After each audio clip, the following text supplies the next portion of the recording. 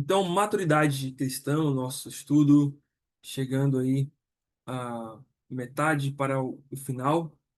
E hoje nós vamos iniciar essa última parte, né? Metade para a última parte, mais três estudos antes de finalizarmos hoje, mais dois na semana que vem, como eu disse, ah, nas próximas semanas. É, Aqui trabalhando sobre o tópico Passos para a Vitória Espiritual, né? Até aqui nós vimos que o crescimento em maturidade requer o desenvolvimento de três áreas, certo? Nós falamos da palavra, falamos da fé e da obediência.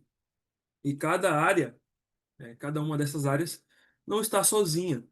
Elas se reúnem numa conexão perfeita para que possamos aprofundar na sublimidade do conhecimento do Senhor Jesus Cristo, como nós lemos ali em Filipenses 3:8. Então, essas áreas, palavra, fé e obediência, não são coisas soltas. Você só vai desenvolver a fé se você ah, ler a palavra, se você meditar na palavra. E você só vai ser obediente se você também ler, meditar na palavra e ter fé naquilo que a palavra de Deus diz a respeito daquilo que te pede para obedecer a Deus. Como também a obediência vai te levar a você ler a palavra de Deus. Então, note que elas estão interligadas, é um ciclo. Palavra, fé, fé, obediência, e a obediência vai me levar novamente a me alimentar todos os dias com a palavra, até que eu me aprofunde na sublimidade do conhecimento de Cristo, que é o alvo para chegarmos à maturidade cristã. Lembra? A sublimidade do conhecimento de Cristo não é somente conhecer a Cristo, saber quem Cristo é, mas aqui a palavra conhecimento, ou melhor, como está ali na forma em Filipenses 3:8, diz respeito a um conhecimento experimental. Experimentar, saber quem é o meu Senhor, quem é o meu Mestre, experimentar, viver a vida que ele viveu. Então esse é o alvo, essa é a nossa busca quando nós estamos falando em maturidade espiritual. Então, o que acontece, por outro lado, é a tendência natural do nosso coração, o que chamamos de velho homem, que nos afasta sutilmente dessas três áreas, conduzindo o nosso coração ao domínio do pecado. Então você pode falar, pastor, eu já ouvi, pastor, trilhões, né, de mensagens sobre a palavra de Deus, a importância da palavra de Deus, sobre a fé, a importância da fé e da obediência a Deus. Mas a questão é que é difícil, tem sido difícil, tem sido cansativo, tem sido uma luta terrível, e eu passo talvez dias, meses e anos nessa luta e nunca consigo, pastor, a realmente crescer em maturidade e ter realmente uma vida vitoriosa no ponto de vista espiritual, realmente ver frutos e mudanças na minha vida espiritual, certo? E a explicação é exatamente essa. O nosso coração vai sempre tender para o velho homem, né? Vai sempre nos afastar dessas três coisas: da palavra, da fé e da obediência devidas a Deus. Por quê? Porque Ele quer que retornemos àquela vida, àquele domínio que o pecado tinha sobre nós, do qual nós fazíamos o que nós queríamos, o que imaginávamos em nossa cabeça, em nossa mente, o que queria, os desejos mais carnais de nosso coração, e não a obediência devida a Deus, certo? E aí a gente pode olhar aqui para Romanos 6:1-2, que é o texto que eu gostaria de trabalhar com os irmãos hoje, uma parte do texto de Romanos 6. Vamos voltar nesse texto na semana que vem também, então vamos dar apenas uma pincelada sobre o que diz esse texto e depois a gente vai novamente ir nos detalhes deles nas próximas semanas, tá? Nas duas próximas semanas. Então, Romanos 6, de 1-2, nós lemos: que diremos, pois? Permaneceremos no pecado para que seja a graça mais abundante? De modo nenhum. Como viveremos ainda no pecado, nós que para ele morremos? Então, quando Paulo ele escreve, né, essas palavras, ele está apontando exatamente para esse fato de que a nova vida que o crente tem, ela não é uma vida como a anterior. A nova condição que o crente tem não é uma condição igual a como ele vivia. Então, não há como você permanecer no pecado, uma vez que Cristo exatamente morreu pelo seu pecado. São duas coisas que não fecha a conta, né? Então, se a razão por que Cristo veio a este mundo foi morrer pelo meu pecado, então por que ainda eu insisto em voltar para esse pecado, certo? Então, a poderosa natureza de pecado que quer nos escravizar, deve ser quebrada, certo? Deve ser realmente ah, retirada por completo. Obviamente, Cristo já realiza isso na cruz, já nos capacita a vencermos os pecados, né? Ele nos salva da condenação, mas também desse domínio, dessa escravidão que esse pecado quer nos levar. Então, Paulo diz: olha, de modo nenhum, eu vou permanecer no pecado, e a gente vai entender isso, né? Para que a graça mais abunde. Nós vamos entender um pouquinho sobre isso. Porque como ainda, ou como viveremos ainda no pecado, nós que para ele morremos. Então não tem como, né? Então, nesse sentido, ah, não podemos ser maduros espirituais se muitas vezes e com muita facilidade cedemos ao pecado, né? Nós não podemos permanecer em algo, como eu disse, do qual Cristo nos retira, na base de um custo elevado que é o seu sangue. Nós não podemos nos render ao pecado, uma vez que muita graça foi derramada sobre nós. Nós não podemos viver para algo do qual já morremos, né? E nesse sentido, então, a velha natureza não é, ou não deve ser, mas aqui no caso não é mesmo, não é justificativa para pecar. Irmãos, é isso que muitas vezes nos faz perder a guerra contra o pecado. Não é saber, ou não é que nos falta conhecimento a respeito do que fazer para vencer o pecado, mas é que muitas vezes nós estamos caindo em algumas mentiras. E uma delas é: somos salvos em Cristo, não podemos justificar os pecados que cometemos na velha natureza, enquanto não fazemos nenhum esforço para viver a nova natureza. O que nos faz cair é exatamente isso. É que nós estamos fazendo, nós sabemos o que devemos fazer, nós não fazemos, mas aquilo que sabemos que não devemos fazer, nós justificamos as ações que fazemos, porque a gente diz que, olha, eu tenho uma velha natureza, né? O fato de termos uma nova natureza deve nos levar a mortificar a velha natureza e não o oposto. O que ocorre é o inverso. É que agora em Cristo temos a nova natureza, mas parece que a antiga natureza quer anular a nova natureza, né? Que é aquela luta ferrenha. E essa luta ferrenha, ela vai exatamente disso. Por quê? Porque nós não estamos nos esforçando para viver na nova natureza. Nós não estamos nos esforçando para que essa nova natureza seja trabalhada e desenvolvida em nós, ao ponto de que essa velha natureza morra da nossa vida, seja apagada da nossa vida, certo? E aí é o que diz Efésios 4, 22 a 24, que nós conhecemos bem, no sentido que, quanto ao trato passado, vos despojeis do velho homem, que se corrompe segundo as concupiscências do engano, e vos renoveis no espírito do vosso entendimento, e vos revistais do novo homem, criado segundo Deus, em justiça e retidão procedentes da verdade. Então, a questão aqui é essa. É que o que Paulo está nos dizendo é que eu preciso me despojar do velho homem. Eu preciso me revestir do novo homem. Mas na prática, isso não tem acontecido na minha vida. Mas na prática é o contrário.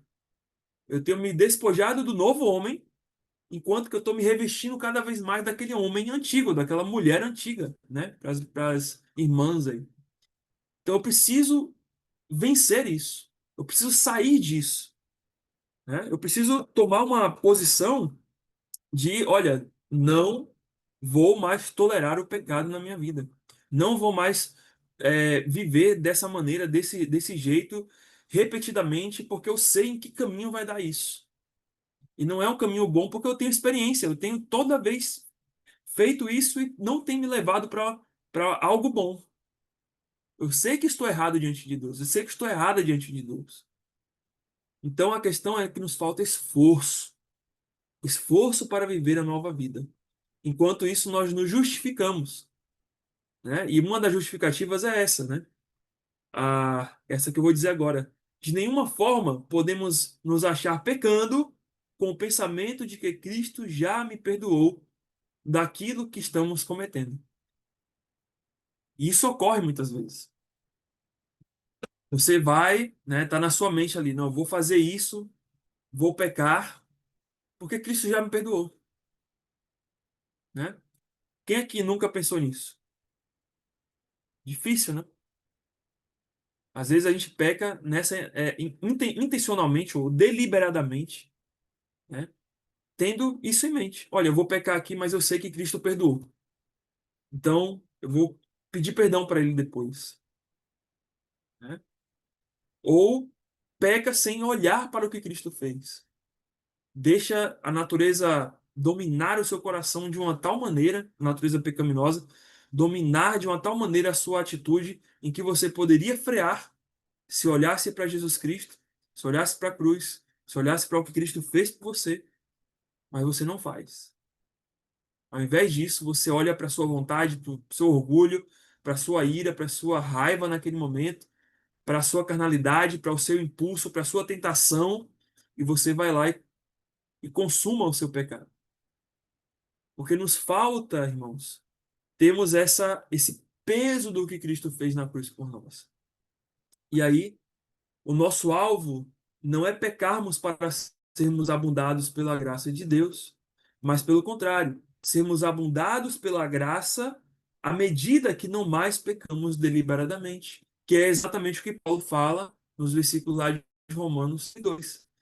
Permaneceremos no pecado para que a graça abunde ainda mais, né? Em outras palavras, o que Paulo está dizendo é isso. Olha, vocês vão ficar pecando aí para e imaginando que com isso a graça de Deus vai abundar sobre a vida de vocês, não tem sentido. É o contrário.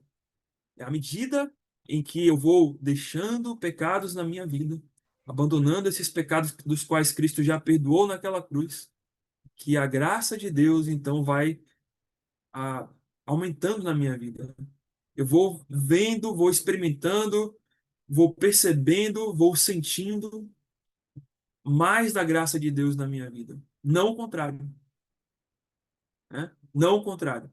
Não digo aqui, obviamente, que Cristo não nos perdoa os nossos pecados. Perdoa. Quando nós pecamos, ele perdoa. Mas se a sua intenção de pecar tem sido a ideia de que Cristo, não, Cristo já pagou esse pecado na minha vida. Cristo já anulou esse pecado na minha vida, até que eu vou cometer na frente. Então, a cruz de Cristo não é uma licença para você pecar.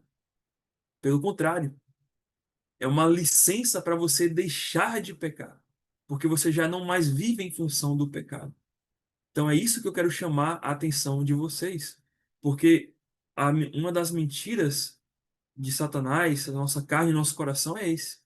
É achar que uma vez que nós estamos salvos, sim, nós estamos salvos, mas que isso nos permite pecar porque Cristo já nos perdoou. Então, de uma maneira ou outra, se eu pecar aqui ou ali, se eu deixar de pecar ou não, já estou perdoado. E essa não deve ser a visão como um crente eu tenho que ter a respeito do meu pecado, certo? Então isso aqui é muito sério. E é isso que muitas vezes nos leva a ficar caindo em pecados toda hora. É pelo fato de achar que, não, Deus já me perdoou. Deus já perdoou esse pensamento que eu tive. Deus já isso, já aquilo. É só eu ir lá, eu confesso a Deus e resolvo. Como se fosse uma espécie de um quadro, né, que você suja e depois você vai lá e, vou pegar aqui Cristo aqui, que é o apagador, e apagar agora tudo. E aí eu vou riscar de novo e vou apagar logo tudo de novo, né? Então a gente não pode ver a nossa vida como esse quadro branco em que você rabisca o que você quiser e depois pega, por exemplo, né, nessa ilustração, o apagador que é Cristo e vai apagando ali, né? E de novo você rabisca do jeito que você quer e você pega o apagador que é Cristo e vai apagando tudo. Não, não há sentido isso. Até porque também não há sinceridade na sua confissão e no seu perdão, né? E quando você pede perdão a Deus. Porque Deus sabe da intenção do seu coração. Porque aquele pecado não te feriu. Se os nossos pecados não nos ferem a um ponto de nos sentirmos enojados deles, é porque aquela confissão não houve um verdadeiro arrependimento. O arrependimento só vem quando o pecado dói a nossa vida, dói em nossa consciência, dói em nosso coração, pelo fato de termos ofendido a majestade do nosso Deus e ofendido a cruz do nosso Senhor. Se o pecado não nos leva a isso, se a nossa confissão do pecado, melhor, não traz esse elemento de dor, então aquilo não é uma confissão genuína. Eu estou usando Cristo apenas como um apagador, entre aspas, né? E não apaga nada nesse sentido, porque aquela confissão não tem o verdadeiro arrependimento. Mas é como se fosse isso. Eu peco aqui, mas passo o apagador. Eu peco aqui, mas o sangue de Cristo limpa de novo. Isso não é genuíno, isso não é sincero. Isso aí você está brincando com Deus. Porque realmente você não está lutando contra o seu pecado. E você está se convencendo de que o sangue de Cristo está te limpando de alguma coisa, e não está. Porque aquilo não é sincero do seu coração. Porque na sua mente você tem essa ideia. Se eu pequei, estou perdoado mesmo, né? Então posso pecar à vontade. Então esse não é o pensamento de um salvo. Esse não é o pensamento de alguém que verdadeiramente está arrependido do seu pecado. Esse é o pensamento de alguém que quer continuar no seu pecado e que só quer amaciar a sua consciência com uma ideia de que Deus perdoou o seu pecado, porque Cristo morreu na cruz por ele e pagou todos os pecados. Mas que de fato não foi sincero e genuíno aquela conversão. Cristo pagou sim todos os pecados, mas aquela confissão não é genuína, não é sincera, porque não há um arrependimento. Então, o ponto aqui é o homem, né? A confissão do pecado do homem. Como é essa confissão? Então, nesse sentido, meus irmãos, passando mais adiante, temos que fazer a seguinte reflexão: vou continuar tropeçando no pecado ou serei um vencedor em Deus? E essa pergunta óbvia, né? Quem quer ser um vencedor em Deus aqui? Todos, né? Todos eu quero, pastor, eu quero ser. Mas quem quer viver tropeçando no pecado? Ninguém. Então, a questão, meus irmãos, novamente é essa. É, para eu ser um vencedor em Deus, eu preciso enxergar a maneira correta de ver os meus pecados na minha vida, de ver os pecados na minha vida, no meu oponente, né? Para eu ser vitorioso, eu tenho que vencer alguma coisa, certo?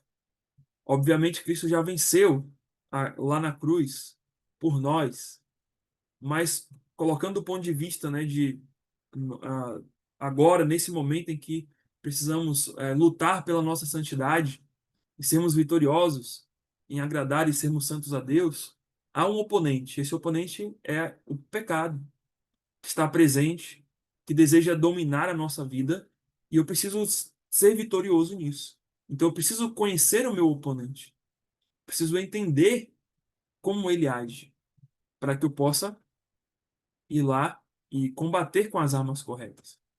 Então, a outra reflexão é: permanecerei a sempre lamentar no meu pecado, ou buscarei com todas as minhas forças vencê-lo para ser em tudo agradável a Deus? E essa é uma questão também importante, porque muitas vezes o que a gente faz é só lamentar. Ah, pequei contra Deus, ai, meu pecado, mas Deus me perdoa, Deus me dá o perdão. Não estou dizendo que Deus não te perdoa, não estou dizendo que Deus não te dá o perdão. Mas a questão é que, às vezes, a nossa vida é só lamentando o pecado, lamentando o pecado, lamentando o pecado, lamentando, lamentando. E ai, como eu preciso de Deus, me perdoa, Senhor. Mas nunca avança, nunca sai daquilo.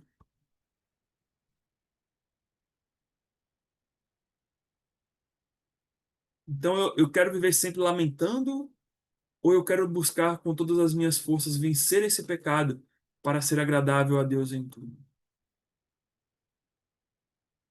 Então isso é muito sério, irmãos. Alguém que só lamenta dos seus pecados é alguém que tem uma visão a respeito de Deus muito pequena.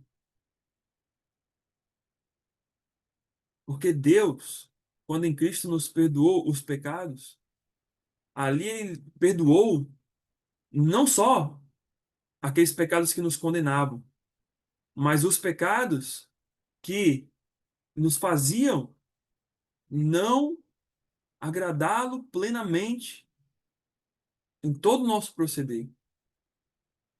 Então, se Deus ele nos dá a condição agora de vivermos uma vida que agrada a Ele, e se a minha vida é só de lamento pelo pecado, então tem algo errado. Se tudo que eu faço sempre é errado, nunca dá certo, nada presta, porque sempre caio, sempre falho, então tem algo errado. Eu preciso examinar a minha vida, eu preciso fazer essa reflexão, né? Porque Deus, quando ele vence ali na cruz por mim, ele venceu para que eu também vencesse todos os dias da minha vida, o pecado na minha vida. Obviamente não estou pregando a perfeição, que vamos ser perfeitos todos os dias e não vamos ter pecado, mas a incidência de pecados na minha vida, a incidência de quedas na minha vida, tenderão a ser menores à medida que eu me aproximo cada vez do Senhor, que eu venço e que combato o pecado na minha vida. Obviamente, descobrirei mais coisas que eu achava que não tinha. Obviamente que verei como um espelho, né, a palavra e encontro ali mais pecados na minha vida que eu terei que abandonar, e isso é bom, mas a questão é que há um crescimento. Eu não fico estagnado. Eu não fico parado me lamentando sempre por aquele pecado ali que continuamente bate à minha porta e fica e permanece e permanece. Eu sei, obviamente, que há pecados mais complexos, né? Há coisas que envolvem uma luta maior, uma luta mais ferrenha, certo? E tem outros que talvez não. Mas a questão é que até mesmo nessa luta contra o pecado há progresso. Você toma áreas do pecado que o pecado tomou no seu coração. Você vai conseguindo vencer gradualmente o pecado. E não só fica lamentando. Até porque, se você lamenta sobre o seu pecado, é porque, como eu disse, você não entendeu o poder que Jesus Cristo teve ao vencê-lo na cruz. Aquilo ali não foi nada, né? Não foi à toa, mas ele lá te deu a vitória. Você hoje pode viver-se livre deste pecado. Você não precisa se lamentar mais sobre ele, né? Lamente no sentido de derrotá-lo, mas não no sentido de sentir-se coitadinho ou inferior a ele, porque você pode vencer. E a frase de Spurgeon, parafraseando, né, numa uma pergunta, Ele diz: Como posso brincar com o mal que matou o meu melhor amigo? Então, essa é uma frase bem interessante que nos remete a essa reflexão, né?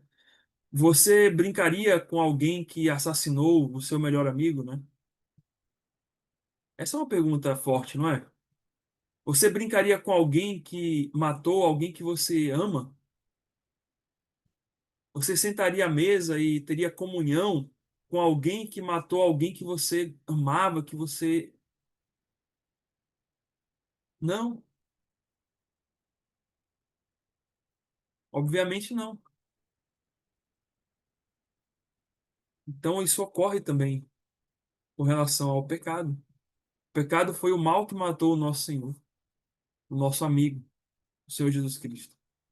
Então, também, eu preciso ah, lutar contra este mal e não abraçar e estar em comunhão com ele, certo? Então, nesse sentido, eu gostaria de trazer aos irmãos aqui ah, algumas, ah, alguns pontos, alguns tópicos aqui dentro dessa questão de vitória sobre o pecado, certo? Ainda não vamos falar sobre os passos para a vitória espiritual, essa aqui é mais uma preparação para a próxima semana, onde nós falaremos sobre os passos, mas aqui ao menos para mudar a nossa cosmovisão a respeito do pecado em nossa vida, que é algo terrível, que é algo ruim, que é algo que eu não posso brincar e que eu tenho que lutar com as minhas forças. Então, temos que ter uma nova visão sobre como vencer os pecados. Isso nós encontramos em Romanos 6, 3 e 7. Alguém, algum irmão que pode abrir a sua Bíblia e ler, por favor? Romanos 6, 3 e 7, por favor.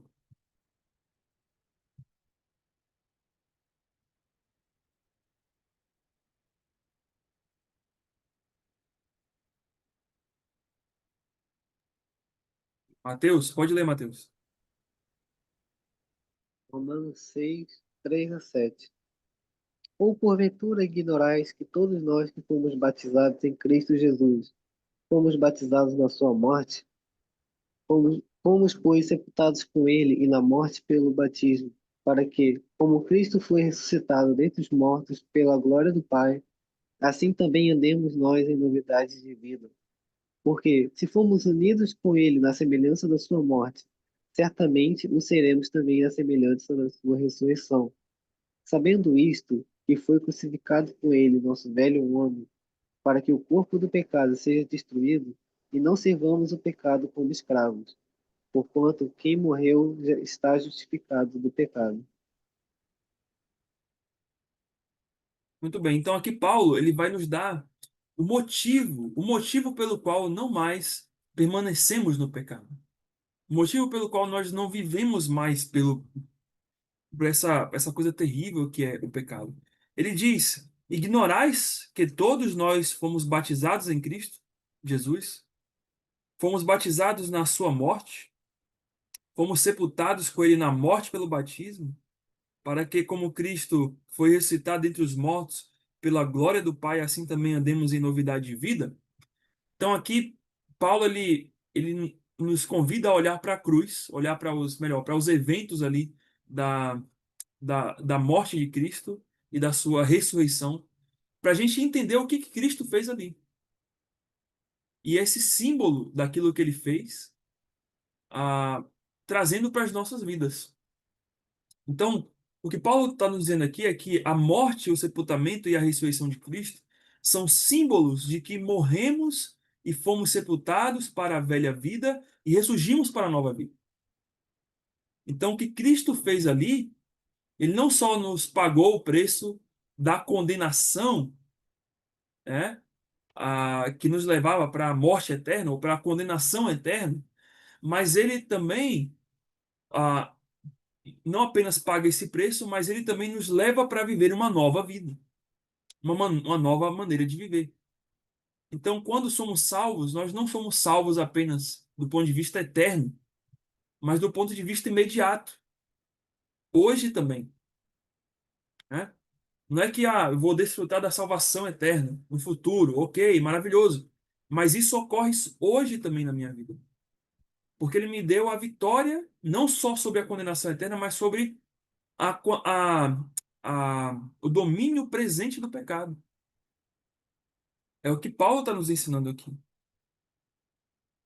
A morte de Cristo, ela é aplicada, a morte e o sepultamento e a ressurreição é aplicado a isso também. Então, a vida cristã é a vida de Cristo no cristão. É isso que é a vida cristã. A vida cristã é eu viver a vida de Cristo. Essa nova vida, que é a vida de Cristo, né? Porque quando não conhecíamos a Cristo, não vivíamos como Cristo. Mas agora que o conhecemos, agora que nós temos a mesma natureza que Ele, do ponto de vista de sermos filhos de Deus, né? De sermos pessoas que têm a divina semente em nosso coração, o Espírito Santo de Deus, nós somos capacitados a viver a vida como Ele viveu, como Ele nos ensinou aqui quando esteve neste mundo. Então, isso aqui, irmãos, é muito forte. Eu tenho que ter essa visão quando eu estou lidando com o pecado na minha vida. Porque eu tenho que ter essa visão de que quando ah, Cristo morreu naquela cruz, eu estava lá. Quando Cristo foi sepultado, eu estava lá também no sepultamento dele. E quando Cristo ressurgiu, eu estava lá também.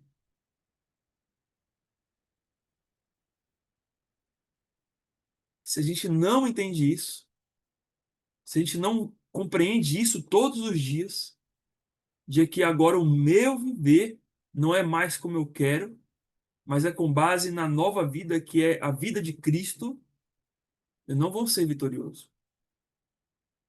E ele fala: Cristo veio para acabar com o pecado através do seu sacrifício. Agora temos que derrotar o pecado, submetendo-nos a Cristo nesta nova vida, certo? Então, irmãos, isso é muito sério, isso aqui. Isso aqui muitas vezes é a causa da nossa derrota. Que todas as vezes que estamos prestes a pecar, nós não conseguimos enxergar essa realidade e tornamos novamente Cristo, vamos dizer assim, né, crucificado de novo na cruz, né? Embora que ele não esteja lá, né, obviamente. Mas é como se a gente toda hora tivesse que colocar Cristo na cruz de novo e olhar para tudo que ele fez ali, né, e pedir perdão de novo. Obviamente, quando ele morreu por todos os nossos pecados.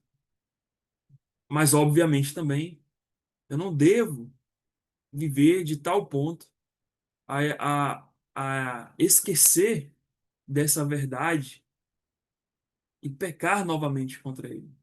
Pelo contrário, eu tenho que me lembrar dessa verdade e me manter firme, derrotando o pecado que quer me derrotar. Então, nesse sentido, a vitória está em dominar o pecado. Então, eu tenho que aprender a dominar o pecado na minha vida. E é o que Paulo vai nos apontar a partir dos versículos 8 a 14. Eu gostaria que algum irmão pudesse ler esses versículos, versículos de 8 a 14, de Romanos 6. Eu posso. Pode ir lá, irmão. Ora, se já morremos com Cristo, cremos que também com ele viveremos, sabedores de que, havendo Cristo ressuscitado dentre os mortos, já não morre. A morte já não tem domínio sobre ele, pois, quanto a ter morrido de uma vez para sempre, morreu para o pecado, mas quanto a viver, vive para Deus. Assim também vós considerai-vos mortos para os pecados, mas vivos para Deus, em Cristo Jesus. Não reine, portanto, o pecado em vosso corpo mortal, de maneira que obedeçai às suas paixões, nem ofereçais cada um membro do seu corpo ao pecado, como instrumento de iniquidade, mas ofereceis-vos a Deus como ressurretos dentre os mortos, e vossos membros a Deus como os instrumentos da justiça. Porque o Então, pecado não sim. terá domínio sobre vós, pois não estáis debaixo da lei, e sim da graça. Então, o que Paulo está nos apontando aqui é isso. É se nós queremos ter vitória sobre o pecado, sermos vitoriosos espiritualmente, e com isso crescemos em maturidade, a gente precisa aprender a dominar esse pecado. Ele fala sobre não deixar que o pecado reine em nosso corpo. E o que que é reinar? O rei, ele domina, o rei ele governa. Então, em outras palavras, Paulo está dizendo: olha, não deixe que o pecado governe a sua vida, que é o que geralmente acontece. O pecado governa a minha vida e é por isso que eu não cresço em maturidade. O pecado governa a minha vida e é por isso que eu não me revisto do novo homem. O pecado reina na minha vida e é por isso que eu não me despojo do velho homem. Então, na morte do Senhor Jesus, a morte, né, não foi apenas, não apenas fomos livres da condenação do pecado, mas do domínio do pecado na nossa vida. Então, como eu disse, na morte de Cristo, Cristo não nos livrou só da condenação, mas do domínio desse pecado. Então eu tenho que entender que eu consigo dominar o meu pecado. Que o meu pecado não precisa ser um lamento. Ah, esse pecado é forte na minha vida. Ai, porque eu não sei, pastor, meu coração, eu já tentei isso, eu já tentei ali. Continue tentando. Mas tente com as armas corretas. Não tente talvez do seu jeito. Talvez seja isso também o problema. Mas a questão é que você consegue. Você consegue. Agora em Cristo, não sozinho, não sem Cristo, mas em Cristo você consegue. Em Cristo você consegue parar de lamentar. Em Cristo você consegue parar de sentir um derrotado do seu pecado. Em Cristo você consegue vencer. Não vou dizer que é fácil, não vou dizer que amanhã está resolvido o seu problema. Porque da mesma forma como você se afundou no pecado, talvez seja da mesma forma que você vai saindo dele aos poucos. Da mesma forma que você foi entrando no lamaçal, né, na areia movediça, é da mesma maneira que você vai saindo, né, aos poucos. Mas a questão é que é uma coisa que é contínua, é uma batalha que é contínua. E Paulo fala isso. Olha, já se Cristo, né, já morreu e agora vive, e a morte já não tem domínio sobre ele, nós também. Ele vai falar lá na frente, né? Assim também vós, considerai mortos para o pecado, vivos para Deus. Logo, podemos ser vitoriosos em nosso corpo, para não mais subjugá-lo, como Paulo fala aqui, como instrumento da iniquidade, ou seja, um instrumento do pecado, né? Usando o meu corpo para fazer aquilo que é mal diante de Deus, aquilo que é pecaminoso diante de Deus, mas oferecê-lo a Deus como instrumento de justiça. Então, isso aqui eu posso fazer isso. Eu posso fazer isso. E como é que eu posso fazer? E como é que isso acontece na minha vida? Como é que eu deixo de usar o meu corpo como instrumento de iniquidade e passo a oferecê-lo como instrumento de justiça? Quando eu aprendo a dominar o pecado da minha vida. Quando eu venço ele por completo. Ok? Obviamente que eu tenho que ficar sempre de olho, né? Nunca eu vou vencê-lo nessa vida por completo, porque ainda fica aquela luta ali, né? Aquelas tentações, mas eu consigo matar ele. Consigo deixá-lo amortecido ou quase que apagado na minha vida, certo? Eu consigo. Deus me capacita para isso.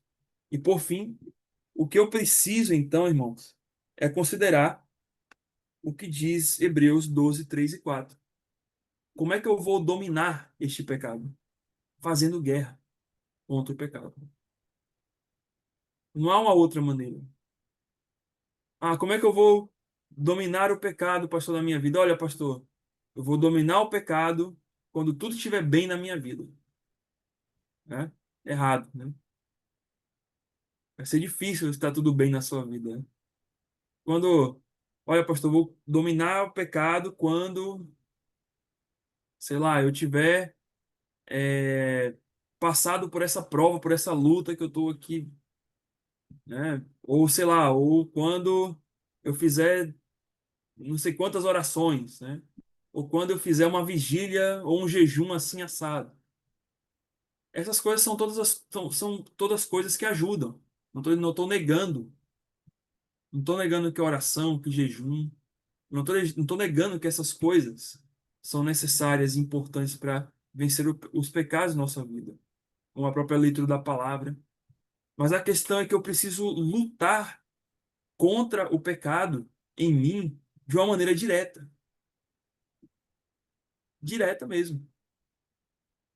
É, como Cristo diz, arrancar o olho, cortar a mão. Eu tenho que fugir, eu tenho que correr, eu tenho que dizer não. Então eu tenho que fazer guerra contra o meu pecado. E Hebreus 12, 3 a 4 vai me ensinar, vai dizer a respeito disso. Quem pode ler Hebreus 12, 3 e 4, por favor? Vou ler. Pode ler, irmão. Considerai, pois, atentamente aquele que suportou tamanha oposição dos pecadores contra si mesmo, para que não vos fadigueis desmaiando em vossa alma. Ora, na vossa luta contra o pecado, ainda não tendes resistido até ao sangue. Então é interessante, né, o que o escritor de Hebreus ele fala aqui. Ele está dizendo assim: olha, primeiro, olhe para aquele que suportou todos os pecados. Essa tamanha oposição, né, que ele fala aqui, né? Todos esses pecados contra si mesmo. E quem é esse? Jesus Cristo, obviamente, né? Então, o que o escritor está falando, olha para esse Cristo que suportou todos os pecados na cruz. Olha para ele. Ele desistiu. Ele chegou na cruz e ele falou assim: olha, isso aqui é pesado demais. Senhor, tira os cravos de mim, né? Ó, ele mesmo poderia, né? Olha, sai cravos, sai cruz, extermina esse raio aqui, todo mundo aí, bum, né? Acaba isso aqui tudo, acabou. Não vou sofrer, não. Mas pelo contrário, ele que não merecia, ele suportou toda a dor do nosso pecado e ele lutou. Lembra no Getsemane? Quando ele diz, né, Senhor, né, passa de mim este cálice. Passa de mim, é pesado. Ele soa gotas de sangue, ele sente toda a dor prévia daquilo que viria contra ele, mas ele vai lá e luta. Ele vai lá e se coloca firme e vence, e sai vencedor da cruz. O escritor de Hebreus está dizendo exatamente isso para a gente. Olha, olhe para ele. Ele suportou tudo. E você só precisa suportar o seu pecado. Você só precisa suportar o pecado de uma pessoa, que é você.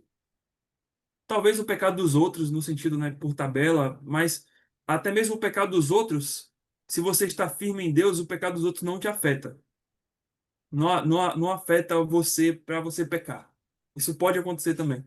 Mas a questão, no fim das contas, é você só tem que lidar com o seu pecado. Olha para Cristo. Cristo lidou com o de todos, mas você precisa lidar com o seu. Então, não desanime. Não se fatigue, né? Não se canse, porque você consegue. Assim como ele conseguiu, você consegue. E você só tem que lutar contra um, né? Você, contra o pecado de um. Então, por isso ele fala: ora, na vossa luta contra o pecado ainda não tendes resistido até o sangue. Então ele está dizendo ali para os hebreus, né? Para os irmãos ali: olha, vocês precisam olhar para Cristo, aquilo que ele fez lá, e vocês precisam fazer o que vocês não estão fazendo, que é lutar contra o pecado até o sangue. E não foi assim que Cristo lutou? Não foi até o sangue? Ele não derramou gotas de sangue para vencer o pecado? Os nossos pecados, nem dele não, os nossos, né? Ele não, que ele é perfeito. Então, a vitória da cruz, né? Essa vitória da cruz, ela também traz essa imagem de que também somos vitoriosos. O sangue derramado na cruz do Senhor, que deu a vitória a ele, isso também é um símbolo de que também nós podemos ser vitoriosos em nossos pecados, mas isso nos exige uma resistência até uma luta, né? Até ao sangue contra o pecado. Então eu tenho que aprender a lutar contra o meu pecado até ao sangue. É lutar mesmo. Não desistir. Vai ser dolorido? Vai. Você vai ser tentado e vai sentir vontades e vai ser forte, vai querer dominar você, sim, mas você resiste. Você resiste. Porque o teu Senhor resistiu na cruz por você. Quando vier aquela palavra, né, de ingratidão, você resiste. Quando vier aquela palavra de ira, você resiste. Quando vier aquela palavra ou aquele sentimento de angústia, você resiste. Quando vier aquela tentação forte que vai que te consome a fazer o que é errado diante de Deus, você resiste. Quando vem pensamentos errados, você resiste. Quando vem a falta de perdão, você resiste e perdoa.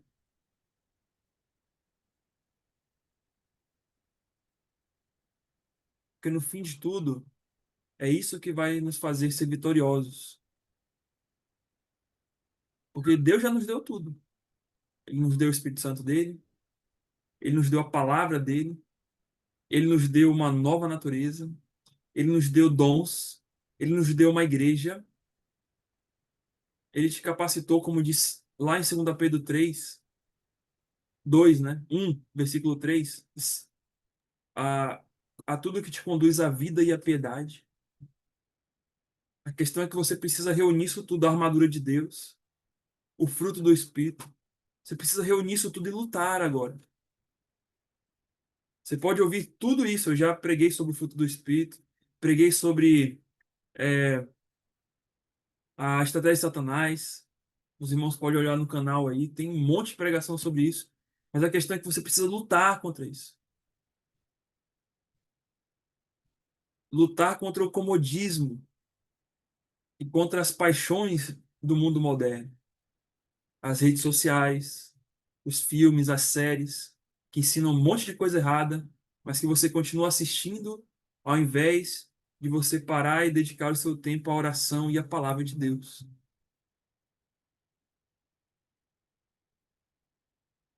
Então, você precisa fazer essa reflexão. Será mesmo que falta tempo de ler a palavra? Será mesmo que me falta conhecimento? Ou será mesmo que eu não estou conseguindo lutar contra o meu pecado? Eu acho que a resposta é essa. Porque eu tenho tudo. Eu tenho tempo. Quando eu quero fazer alguma coisa, eu consigo tempo, né? Por exemplo, se tiver uma urgência agora, você deixa tudo, até o culto aqui agora, nesse momento, e vai para fazer essa urgência. Ou seja, você encontrou tempo.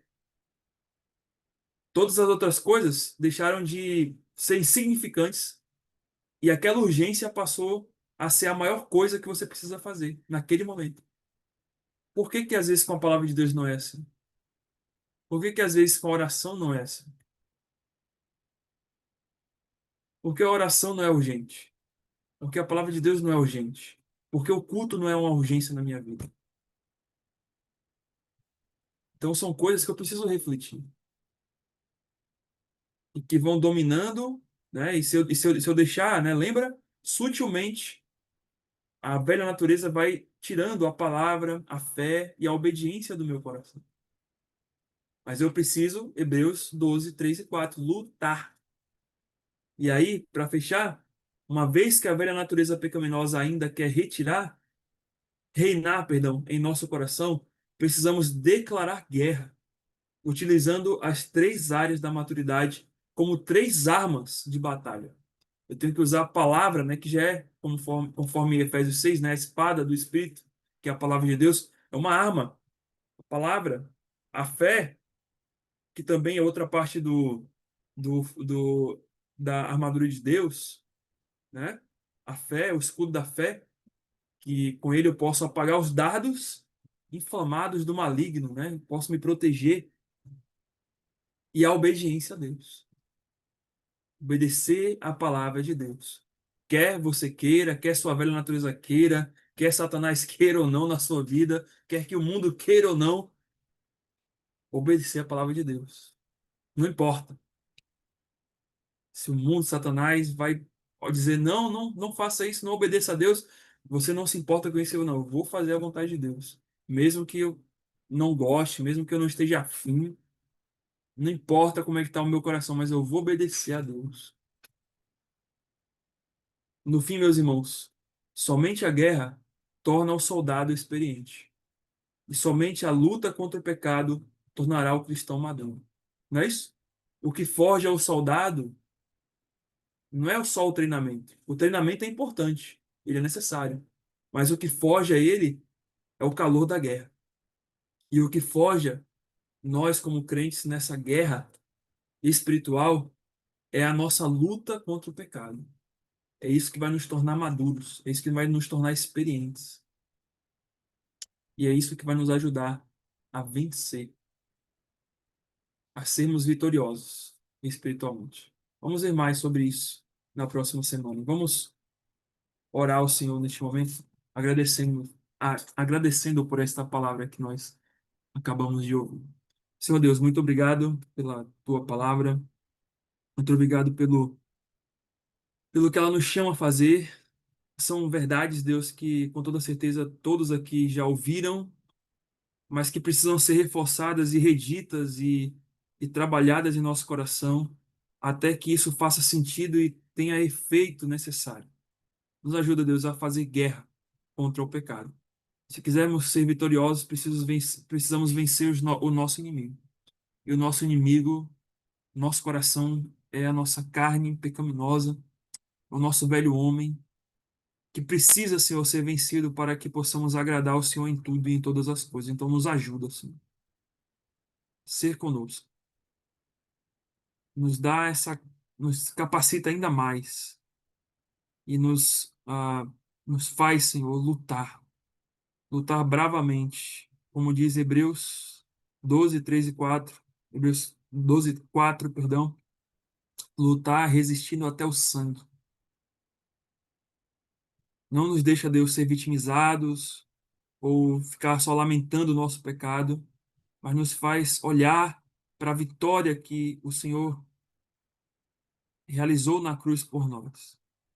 E que possamos nos apropriar, Senhor, dessa vitória em nossa vida espiritual.